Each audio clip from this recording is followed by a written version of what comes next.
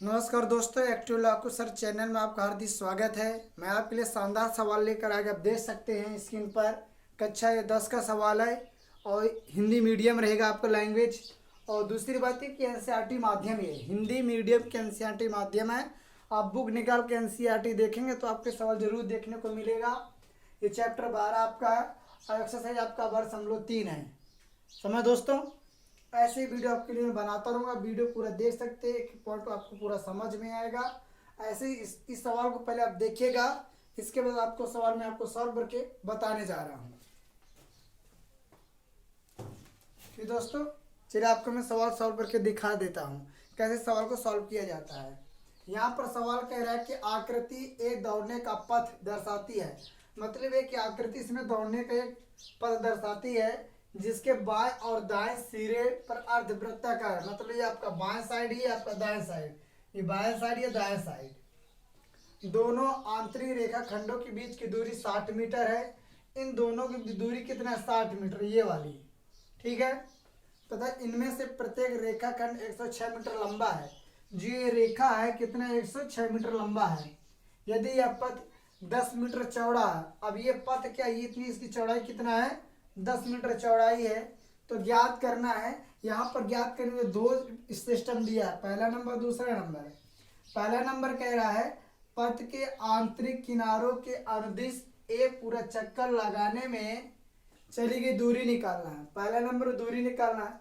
दूसरा कह रहा पथ का क्षेत्रफल निकालना है। जो ये पथ हमारा है, इस पथ का क्षेत्रफल निकालना है। ये आप समझ गए। दूसरी बात मैंने यहाँ पर लिखा 2020 सीएम। ये 2020 सीएम का मतलब ये होता है कि 2020 में ये सवाल यूपी बोर्ड में आ चुका है। सीएम का मतलब ये पेपर कोड है। आए दोस्तों समझ में? तो ये सवाल आ चुका है। ये सवाल मैं आपको फिर दोबारा आपको रिपीट करने जा रहा हूँ, और जहाँ पर आपको समझ में नहीं आएगा तो कमेंट करके जरूर बताइए दोस्तों। ऐसे ही सवाल आपके लिए मैं बनाता रहूँगा और समझने की कोशिश करिएगा। जहाँ पर आपको समझ में नहीं आएगा तो कमेंट करके जरूर बताइए दोस्तों। चलिए सवाल को मैं सॉल्व कर रहा हूँ।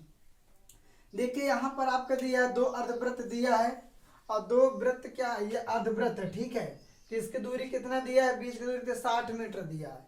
तो यहाँ लिखें जो व्यास दिया हुआ है, व्यास डी कितना दिया है? 60 मीटर। समझ दोस्तों, जो यहाँ पर इसकी दूरी जो ये टोटल कितना दिया है? 60 मीटर दिया हुआ है।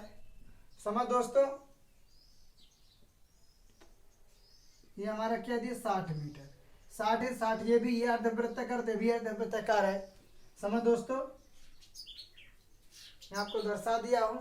तो इसकी त्रिज्या जब निकालेंगे, त्रिज्या आर बराबर हो जाएगा 60/2। तो त्रिज्या बराबर कितना? 30 मीटर हो जाएगा। आए दोस्तों समझ में? फिर इसके बाद देखिएगा आपको त्रिज्या 30 मीटर हो गया। अर्धवृत्ताकार का सूत्र रखेंगे। ठीक है, यहाँ लिखेंगे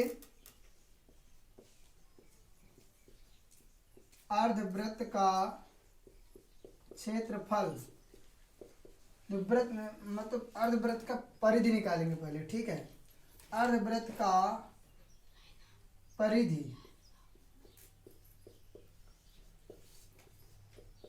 2πr होता है। अर्धवृत्त में तो बटे 2 कर देते हैं। अर्धवृत्त का ये परिधि निकाल आया। अब परिधि कितने हैं आपके? अर्धवृत्त कितने हैं? 2 हैं।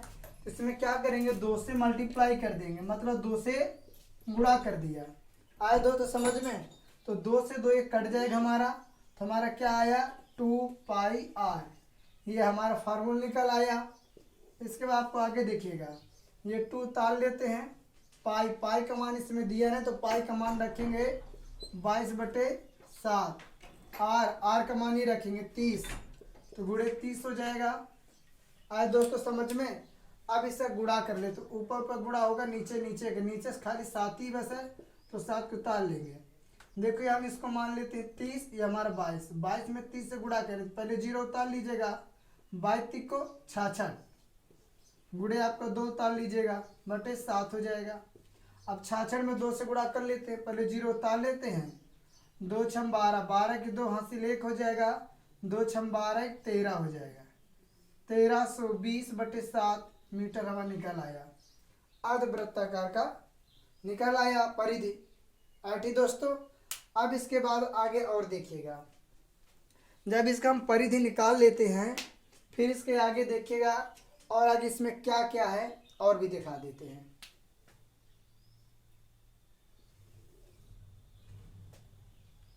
इसको स्क्रीनशॉट ले लीजिएगा, ले लिया। चलिए इसके बाद देखिएगा यहाँ पर बताया जा रहा है, ये आपका लंबाई दिया हुआ है, ठीक है दोस्तों, समझ रहे हो अच्छी तरह से। इसकी लंबाई दी हुई है, लंबाई कितना दी है, 106 मीटर दिया हुआ है। लिखेंगे पथ की लंबाई 106 मीटर। ये हमारा पहला आंसर हो गया था, 1320/7 पहला आंसर, ये पहला हो गया। अब हम क्या निकालेंगे, दूसरा नंबर, ठीक है। तो पहले यहाँ पर निकालें पथ की लंबाई 106, अगर 106 है तो 106 ये भी होगा, यहाँ पर लिख देते हैं 106 मीटर। ये लंबाई, ये वही लंबाई है 106, तो 106 ये भी होगा। तो यहाँ पर 2 बार 106, तो लिखेंगे 106 प्लस 106, इन दोनों को जोड़ देंगे 212 हो जाएगा। ये कुल लंबाई निकल आया, कितना लंबाई निकल आया, 212 लंबाई कुल निकल आया है। इसके बाद देखिएगा लंबाई निकालने बाद अब इसका हमारा देखिए चौड़ाई जो इसका दिया, ये इसकी जो चौड़ाई दिया है कितना दिया, 10, ठीक है। ये यहाँ से ये वाला इसकी चौड़ाई जो है इसका 10 मीटर, लंबाई कितना 106। ध्यान रखिएगा, आप देखिएगा इस चित्र को बड़े गौर से देखिएगा तो ये आपकी ये आपकी चौड़ाई निकल आया, ये चौड़ाई आपका और ये आपकी लंबाई, ये लंबाई चौड़ाई दिख रहा है। तो समझ ले आयत का क्षेत्रफल रखेंगे, क्योंकि एक आयत जैसे बन रहा है। आप नीचे भी देखेंगे इतना आपका 10 है और इतना आपका क्या 106, तो ये आपकी चौड़ाई होगी, आपकी लंबाई हो गई। तो लंबाई गुणे चौड़ाई हो गया, नहीं होगा। तो यहाँ लिखेंगे पथ का क्षेत्रफल, पथ हमारा कैसा आयताकार है, तो यहाँ लिख देते हैं आयताकार।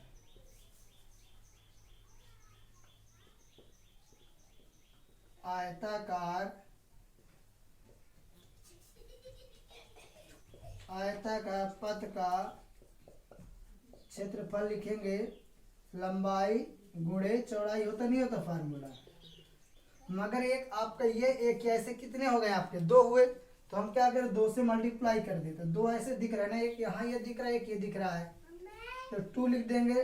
लंबाई हमारा कितना है 106, चौड़ाई कितना हमारा है 10 है, ठीक दोस्तों। चौड़ाई हमारा कितना है 10 और लंबाई कितना हमारा 106, तो ये लिख दिया।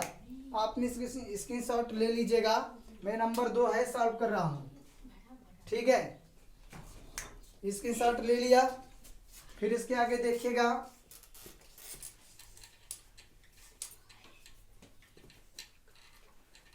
ऐसे वीडियो पर आप लोग बने रहिएगा, धीरे धीरे आपको समझ पूरी तरह से आ जाएगा, ठीक दोस्तों। ये सवाल हार्ड नहीं है, खाली आपको समझना है, इतना नॉर्मल सवाल है। आप सवाल के जितना अच्छा समझेंगे उतना अच्छा आएगा आपको, ठीक है। चलिए आगे देखिएगा, तो यहाँ पर देख लीजिएगा 2 ताल लेते हैं। अब 106 में 10 से गुणा करेंगे तो हमारा हो जाएगा 1060 हो जाएगा, ठीक है।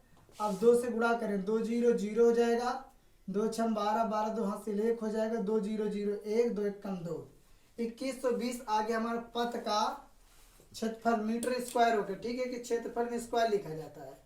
फिर इसके बाद 2120 आगे हमारे ये आयताकार। अब इसके बाद देखिएगा इसमें लिखेंगे आंतरिक त्रिज्या, आंतरिक त्रिज्या आर, कैपिटल आर। क्यों, क्योंकि देखिए हमारा यहाँ पर यहाँ से लेकर यहाँ तक हमारा कितना 60 था कि नहीं था, इसमें 60 दिख रहा है, ये भी 60 होगा, मगर जब इसका आधा करें तो हमारा क्या हो जाएगा 30। हमारा क्या निकला, त्रिज्या आ गया।